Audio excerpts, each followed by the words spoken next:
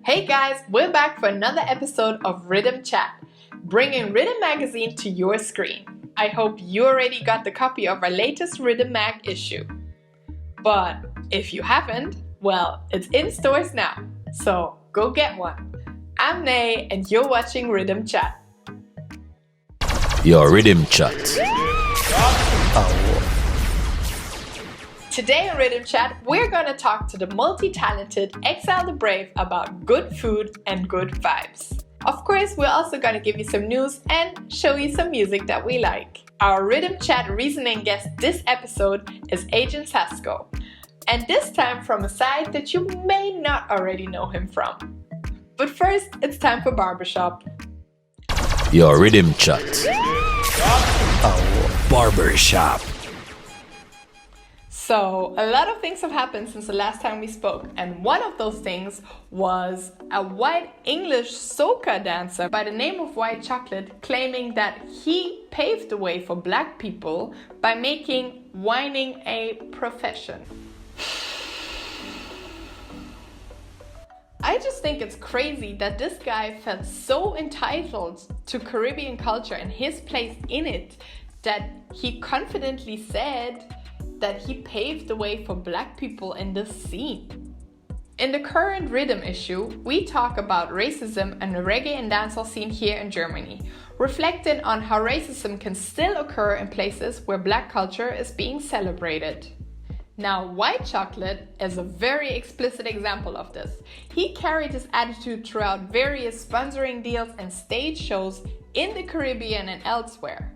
He built his whole brand on being a white man that can whine. So he definitely knows how to use his privilege, but he is having some trouble recognizing it. As various music video productions from Jamaica are featuring more and more non-Jamaican dances, it is hard not to think about how many white chocolates may be present in the dancehall dancing scene here in Europe. In the past years, dancing tourism has become quite popular, causing more and more non-Jamaican dancers to come to Jamaica to learn. But now we see a trend of dancers coming to Jamaica not only to learn, but also to establish themselves within the scene, to make connections, and, well, to take jobs for video shoots that they most likely do not economically depend on. But I want to hear your opinion about how much space non-Jamaican dancers should or should not be taken up in the dance hall. Because I think we as non-Jamaicans need to be more mindful of the space we take up within a culture that welcomes us with open arms. Especially since the cultures on this side of the earth are not very known for its openness towards outsiders. But let me know what you think. Hashtag Riddim Barbershop. Your Riddim Chat. Culture. Now, who's feeling hungry? If you don't feel hungry yet, you may in a minute. I talked to Exile Di Brave, who's an artist not only when it comes to music, but also when it comes to food. Take a look.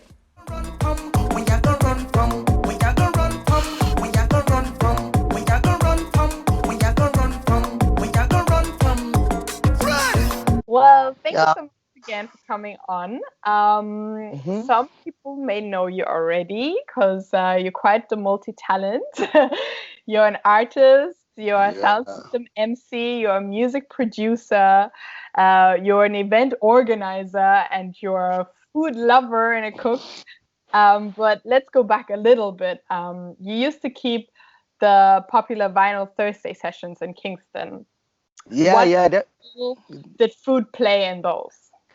Well, food was food was a very essential part of Vinyl Thursday, not just Vinyl Thursday, but all events in Jamaica. But for Vinyl Thursday, we basically know that the moment you come to a session, especially a session like Vinyl Thursday, where it's like more rootically, more rastically, more Rastafari people or conscious people come around there, then you have to have things that conscious people need, like good food in terms of trying to make it very authentic Jamaican, but stick to a good diet in terms of we cook a lot of vegetable stuff there, vegetable stew, we cook like peanut porridge. And for people who eat fish, it's just basically sprat and those are the stuff. And yeah, it was a very essential part. So when you come to Vinyl Thursday, it's not the music is one, but you get the whole essence of authentic, yeah, Jamaican vibe because the food, because them said to know a people, you have to know the food, you But know. you also started cooking now for other people. I heard there's a YouTube show called Belly Full. How did that come about?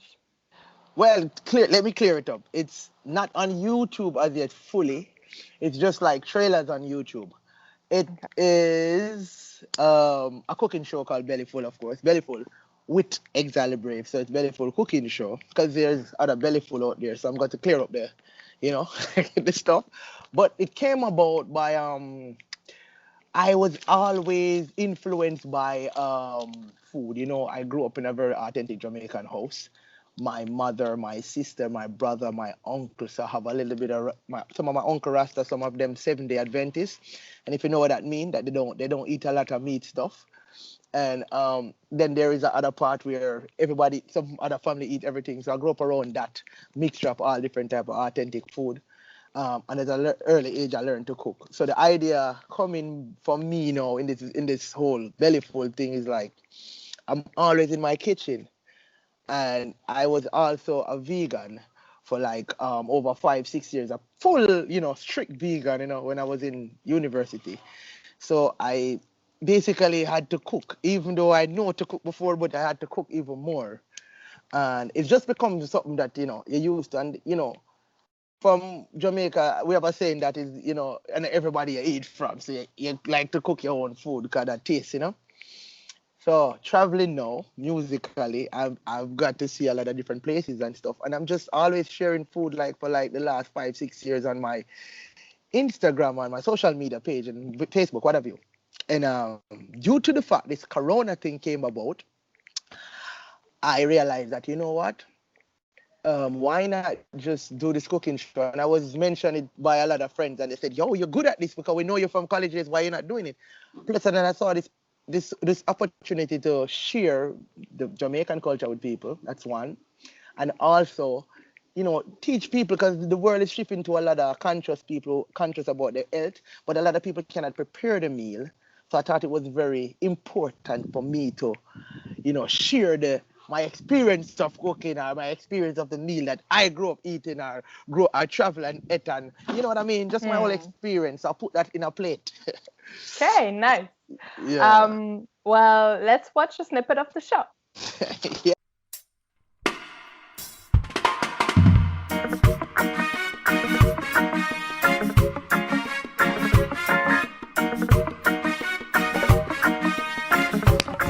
Hello!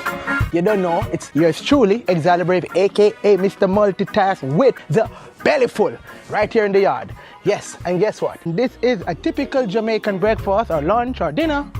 It's ackee, saltfish, and callaloo, and fried dumpling and plantain. Keep it natural, just like the music in the yard. Looking good, right? Colorful like the rainbow. The ackee is finished. Callaloo is on its way. Okay? We do it in a rubber-dub style. I make we do it in a rubber-dub style. You make me do it in a rubber-dub style. Oh, we're not surrendering. We're putting it out. What does food mean to you? What role does it play in your life? Food is the should I be repetitive, but food is the staff of life, you know? And it means it is it's very important when you eat healthy, especially this whole special times we live in this whole pandemic stuff.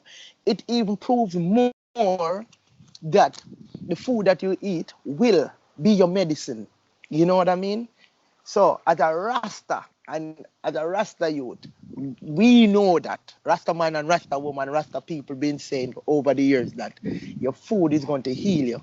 And if you check all this holistic and all these things that holistic people happening these days, they will tell you your food is the most important. So if somebody gets sick, the medicine what they get from the hospital is okay, but that won't heal you. The most important thing is your food.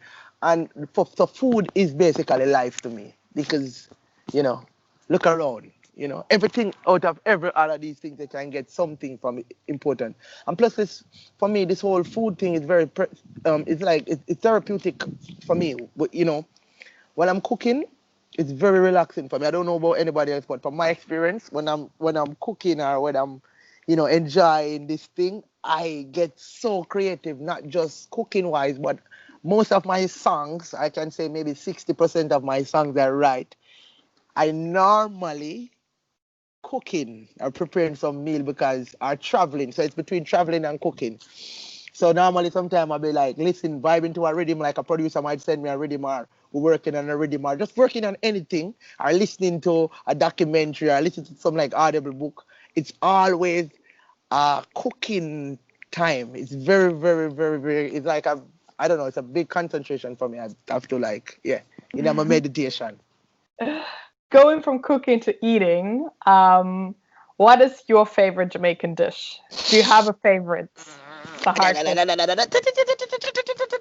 That's a very hard one. My favorite Jamaican dish, John Star. All right, rice and peas have it involved, definitely. It's rice and peas and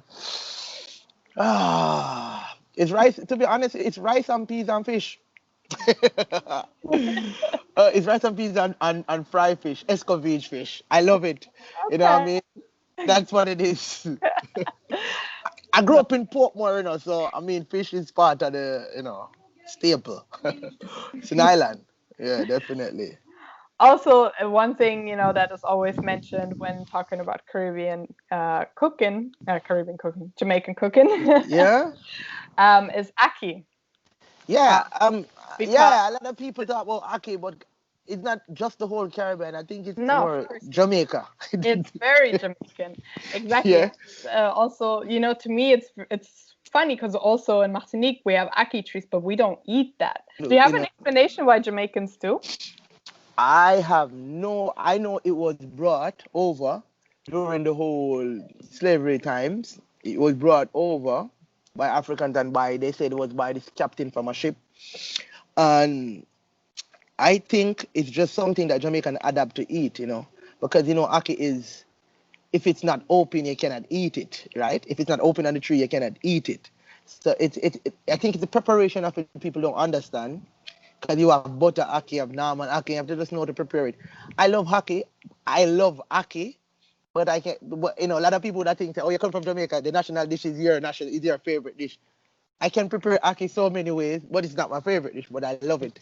Yeah. It's because sometimes it's seasonal, not sometimes it's seasonal. Because in some location of the country, it might be there growing for this time, and then for the other place it's not growing. So some people not getting it a lot, because my mother lives in St. Elizabeth in the mountains, and she said it's really hard to get because it's a little bit cold up there. And so, yeah, it's you know what I mean. So, but it's just what we eat. Jamaicans just, Yeah. I don't know. It's just, yeah. When in Kingston, where's the best place to eat? What do you think? Do you have any tips? Wow. If I could say stuff, and people are gonna say, yo, oh, you know, big up my shop. Oh, you big up my shop. Oh, you left out my shop. Yo, I'm going to say this. In Kingston, or on the island, but let's talk about Kingston, because you asked me about Kingston. But in Kingston, if you want vegetarian meal, which is vegetarian or you want some other stuff, it is good to go to the local people who cook very close to the you know, the movement of the Rasta people them and thing, you know what I mean? Because every corner a man will tell you, say, yo, him run this or she run this are the best chef, or she run this are the best chef, or she run this are the best chef. So it's all about your liking and tasting. And the best place to go to buy is from the person in your local community. All right, that's a good answer. That's a good answer. Definitely. The diplomatic answer. Yeah. Yeah. Yeah, man, definitely. There's so much places and so much friends, because when I go on different corners, what I do, who sell the ital food around here, who sell the rare food, and that is the person you find, and then they say, all right. And you would tell that person sometimes they make like a special meal for you while you're coming. So it's always about the networking, you know. This whole bellyful stuff. Yeah. It's the first season we're working on now, and it's a about to be finished. We have 5 episodes for this season. And yeah, as I tell people, this is how it works. You can just go and support the artists. In the special times, we are not having many shows. Some of us not even having no show at all. I create a bellyful tour, and I did the first show the other day in Landsberg, Germany. And yeah, it was a nice demonstration, good. And we have to mix a little acoustic in it. But it's special, so we cannot even sing with microphone. We can't sing with a lot of stuff. But we're telling everybody that if you want the full meal, you can go on... Email me at edbentmusic@gmail.com and you can get the meal for a very cheap price. And yeah, the full show, and you can get the whole entire season, which is 5 episodes, the Ganzstaffel. You know what I mean? And yeah, you can have that. Yeah, man. So just support the cause. We actually trying to, it's edutainment. It's entertainment and education in one. So yeah, we give thanks. Exile Di Brave's album, Project Affinity, is set to be released later this year. And if you have worked up an appetite, you can purchase the episodes of Bellyful Cooking Show with Exile Di Brave at EDB Entertainment. Your Riddim Chat. News. Hearing the word SARS these days makes most people think of Corona. But it also has another meaning behind it. It also stands for Special Anti-Robbery Squad, which was a Nigerian task force that was founded in 1992 to deal with the violent crimes in Lagos, Nigeria. It operates as a faceless unit without uniforms, and no one really knows their members. Being this anonymous also opened the doors to abuse. SARS is considered extremely brutal and is also suspected of being involved in illegal arrest, humiliation, and extortion.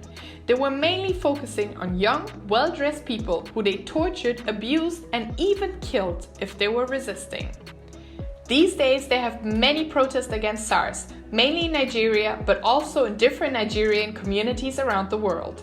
The hashtag #EndSARS was trending globally. A lot of artists got involved in the fight against police brutality as well.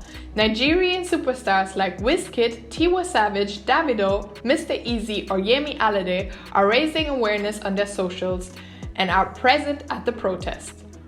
Burna Boy even put up huge billboards all over Nigeria reading "End SARS now." The Afrobeat superstars aren't the only ones who use their reach. Some reggae and dancehall artists have shown their support as well. Popcan posted that his prayers are with his Nigerian fans during this tough time. Cranium stated that everyone should try and pay attention and bring awareness to topics like this, and that he stands with the people in Nigeria. Steph London said that there is a big problem when the people who should be protecting are doing the total opposite. #EndSARS. Also, Morgan Heritage, who have been made aware of the situation by Davido's post, declared their solidarity as well as the need for equality and justice instead of unwarranted extreme violence from law enforcement. Jamaican music is very popular in various African countries and has a huge fan base. The social media comments by the fans showed that the involvement was really appreciated. After finally announcing the disbandment of SARS, a new police unit called SWAT was announced. Right after that, the hashtag #EndSWAT was already trending in the country. In defiance of a curfew imposed hours earlier by the authorities, the protests were still going on. Nigerian forces opened fire, injured, and even killed some of the demonstrators. Nigerian flags covered in blood and videos of the shooting could be found all over social media. After that happening, several other Jamaican artists take up positions on their social media accounts. Kabaka Pyramid, Spice, Sasco, Dexter Dabbs, Christopher Martin, Beanie Man, Coffee, and many more. It remains to be seen if the police brutality and the protests in Nigeria will come to an end anytime soon. Help Jamaica is having a poster auction for a good cause. If you would like to buy an exclusive print from the International Reggae Poster Contest and support various Jamaican initiatives in creating opportunities and spaces for education, visit www.helpjamaica.org. The auction will be running until the end of October and 100% of the proceeds will be used for educational projects in Jamaica. As Bob Marley once sang, "The stone that the builder refused will always be the head cornerstone."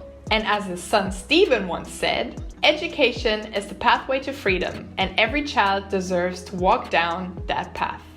Combine both Marleys and you have the mission of the Cornerstone Learning Center, a project established by the Ghetto Youth Foundation. Riddim was at the opening ceremony on February 5th, the eve of what would have been Bob Marley's 75th Earthstrong, before the Earth was trying to adapt to the new. The center is located in Rima section of Trenchtown, just close to where Bob Marley grew up. It offers tutoring on all subjects, mentoring as well as computer programming, and since recently, it is equipped with high-speed Wi-Fi. Because of COVID restrictions, the center is closed right now, but still, the students profit from the access to Wi-Fi, which is up and running.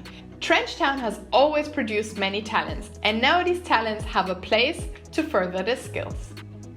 Ever since Vybz Kartel was arrested for the murder of Clive Lizard Williams in 2011, the hashtag #FreeWorldBoss has been trending. Even after he was sentenced to life imprisonment with the eligibility for parole after 35 years in 2014, his fans are still confident that the DJ is innocent and will be free after a successful appeal. Well, the first one wasn't too successful. In April of this year, the Court of Appeal in Jamaica denied his case and only reduced his eligibility for parole from 35 to 32 years and 6 months. That wasn't quite what the world boss and his fans were hoping for. Now, it depends all on the Privy Council in England. Jamaica being a former British colony, the Jamaican judiciary is based on that of the United Kingdom. This means the judgment of Court of Appeal in Jamaica can be appealed to the Queen and Council, in which case they are heard by the Judicial Committee of the Privy Council. In September, a Jamaican judge gave Kartel and his 4 co-accused the go-ahead to take his case to the London-based court, where his lawyer will now have to prove why Kartel should be exonerated of murder. They have stated that they will challenge the case based on matters of privacy and jury impropriety. Kartel's conviction was mainly based on voice notes from his phone that they claim have been tampered with, and one of the jurors in the trial was accused of attempting to bribe other members of the jury to rule in favor of a not guilty verdict. He actually tried to work in Kartel's favor. The DJ himself is positive to be a free man soon, as he recently told Billboard magazine in an interview. I'm sure it would also be helpful to not make people believe he's talking about the murder of Lizard in his latest song, Skate. I'm sure you remember that in his voice notes, Kartel referred to the missing guns that supposedly were the reason for murder as shoes. In the video for Skate, you see someone getting killed for stealing somebody else's shoes. And also, some bloggers understand the line "bury them at Riverton" as a hint that Kartel got rid of the corpse that was never found at the Riverton dump. But it seems more likely that Skate is merely a diss tune that was directed at the artist Intense, who lives close to the location where the video was shot. Hey, diese Nachricht geht raus an alle, die immer noch kein Riddim-Abo haben? Ey Leute, 20 € im Jahr und noch ein nices T-Shirt drauf. Worauf wartest du?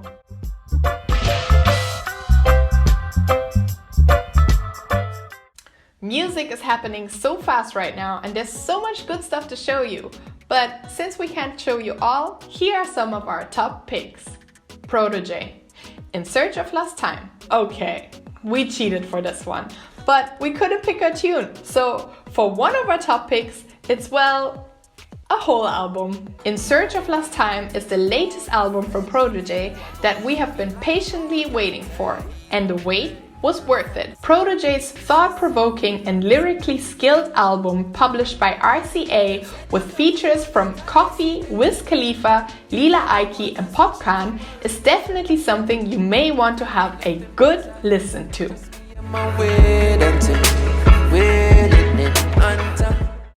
Tessellated, Me and My Lady. Tessellated done it again.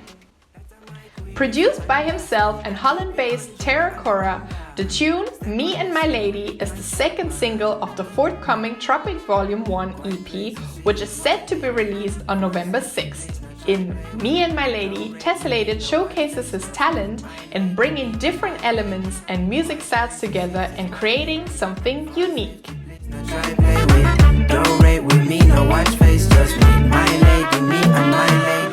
Black Hero, Wayne J and Skillibang, Young Boss remix. Young Boss was already a pretty good song, but when Skillibang joins Black Hero and Wayne J for a remix, well, that is something to look out for. A single dedicated to empowering young creatives in the music scene, produced by Greatest Records and Delicious Vinyl Island. I'm a young G, young boss, new millennium, enough money run, can run me down, down, touchdown, clocks on the ground, and we are running ground. I'm a young G, young boss. Your Riddim Chat. Reasoning. Today's guest on Riddim Chat Reasoning has a voice that you would recognize anywhere. His unique voice and style landed him collaborations with Kanye West and Kendrick Lamar, as well as countless reggae and dancehall legends such as Buju Banton, Bounty Killer, or Shaggy. Of course, we are talking about none other than Agent Sasco, or well, Sasco, as some of you Riddim Mag readers probably already know. However, today we want to talk about a side of Sasco that you may not already know yet. Family three of them not grow so. No, them can't beat them in a so. Not only do you have your artist Instagram page, but you also run an Instagram page which is called Backyard to Kitchen. A lot of people talk about self-sustainability, but you actually put it into action. What made you start farming? All right, so I grew up between a very rural setting at my father's. That's in the mountains of St. Catherine, pretty much like a small farm setup, like 5 acres or something like that. And then between my mother, who lived in what is known as East Rural St. Andrews, so there was still some rural in there, but you know it's in the corporate area still. So and of course that it was a very small lot. So we had like sweet sap tree, and at one time there was a grape arbor, and 2 banana trees, and like maybe a pepper, like very small. But then my father had countless fruit trees and whatnot, and animals, chickens, cows, goats, pigs, all of that. So so having that exposure, it was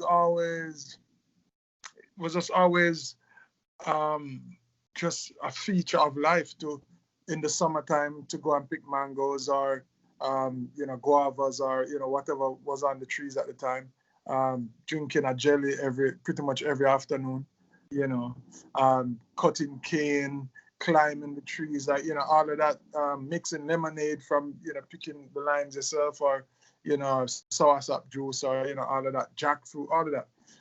So yeah, I having that sort of exposure, I definitely wanted that to be a feature of my own life when I grew up, and so I made it so.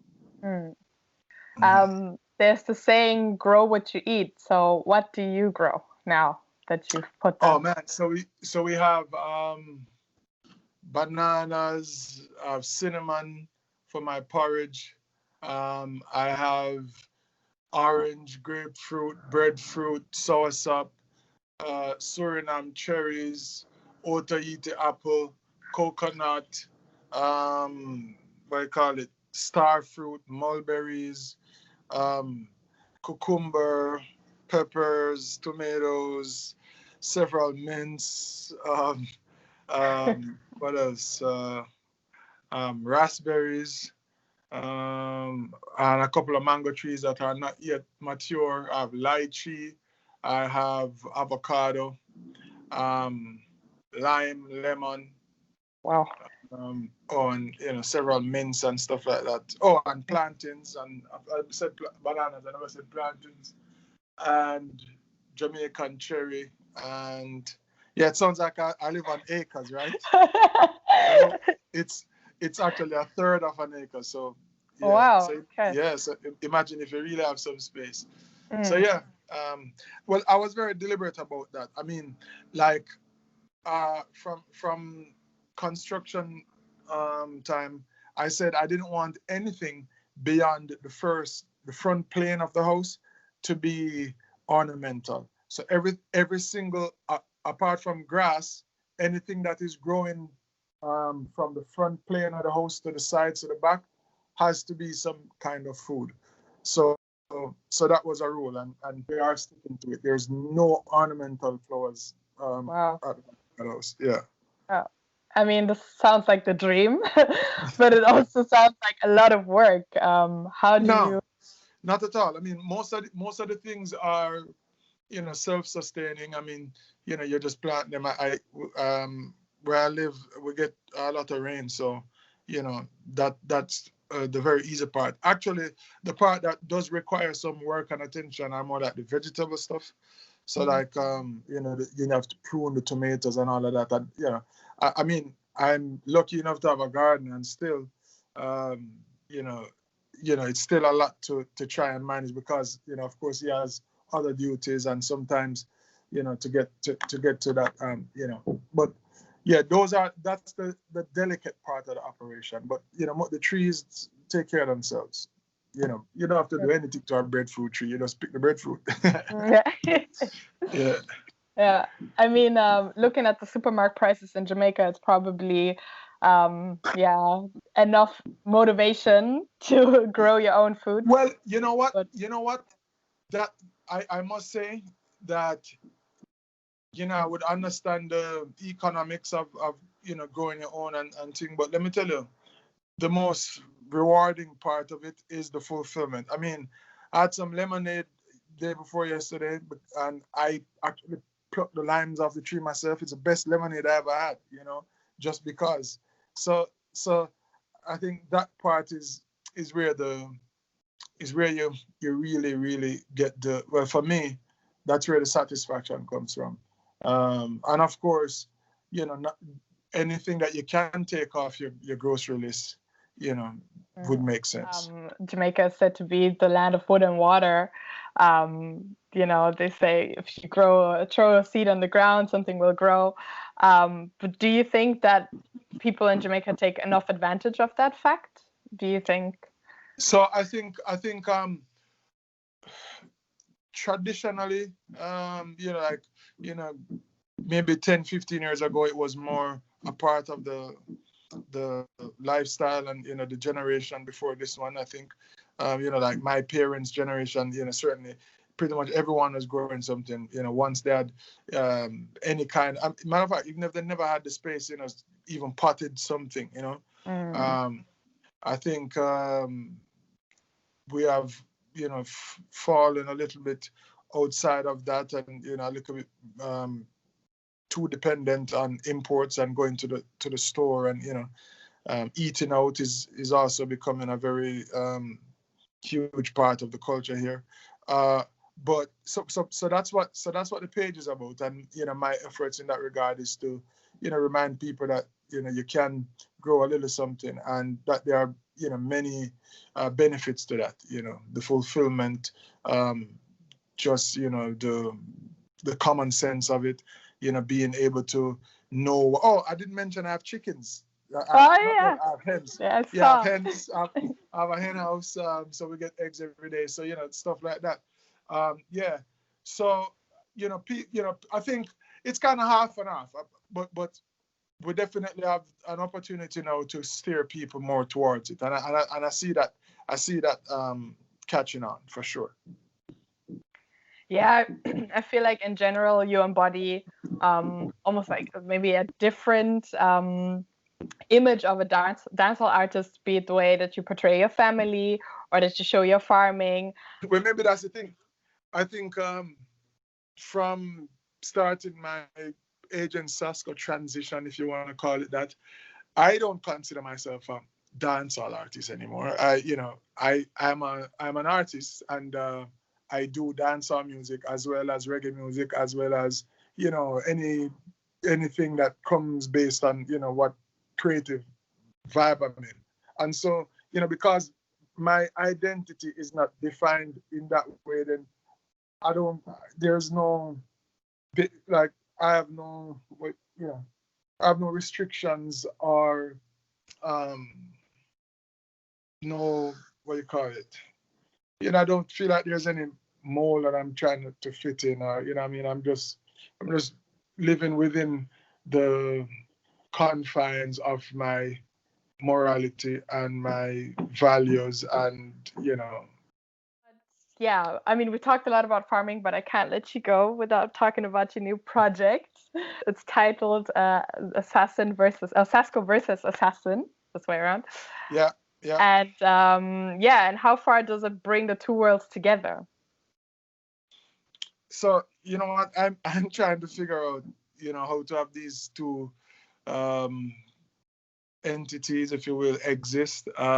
So this project is exploring some of that and even defining them more for myself, and inviting the fans to define them with me. Like, how do you tell them apart? So yeah, it's gonna be interesting to kind of identify who is saying what and when. You know what I mean? So I'm looking forward to that. Or how people will receive it. But it's been fun putting it together, and I'm happy with what we have. So soon. Yeah. We're looking forward to it. Your favorite song to cook to, if you have one? Oh well, first let me not sit here and pretend. Cooking? Nah. You don't cook. Nope. So I guess that would be Mr. Lex. You better can cook. No. Cooking is not a part of my exploits at all. No. All right. Your favorite thing to eat for breakfast? So it depends on what mood I'm in. So that might be porridge. I really love porridge, and my son does as well. Boiled eggs or an egg sandwich, or a traditional Jamaican breakfast like ackee and saltfish and banana or something like that. But the best breakfast absolutely is when most of the ingredients are from the backyard. So for example, I have an ackee tree as well. I never mentioned that. So when we have ackee and saltfish with breadfruit, or ackee and saltfish with bananas, and so the ackee is from the backyard, breadfruit and the bananas. Trust me, it's winning. And then you're the seasoning to your peppers and your whatever that's always great. Mm-hmm. I'm getting jealous. What garden chore you like the least?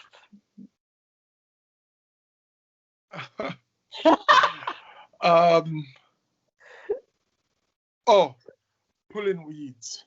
Okay, that's fair.